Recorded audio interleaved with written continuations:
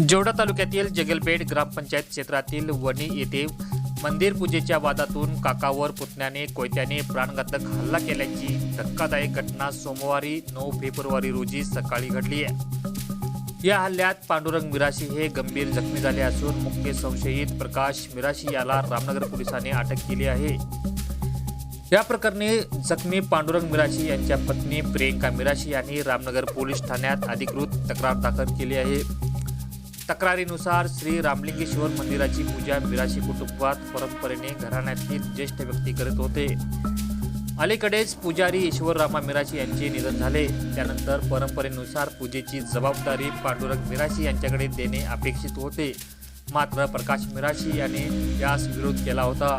तक्रारीत नमूद केल्याप्रमाणे प्रकाश मिराशी यांनी मंदिराची किल्ली स्वतःकडे ठेवून पूजा करण्यास मज्जाव केला होता।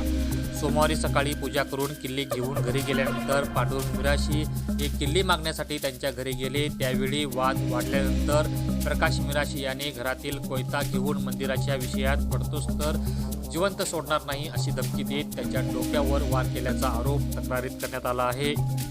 या हल्ल्यात पांडुरंग मिराशी यांच्या डोक्याला गंभीर दुखापत झाली असून त्यांच्यावर सध्या बेळगाव येथील KLE हॉस्पिटलमध्ये उपचार सुरू आहेत। दरम्यान पोलिसांनी आरोपी प्रकाश मिराशी याला अटक करून त्याची न्यायालयीन रवानगी हळ्याळ कारागृहात केली आहे। जखमींचा अधिकृत जबाब नोंदवल्यानंतर या तपासाची पुढील दिशा स्पष्ट होणार आहे।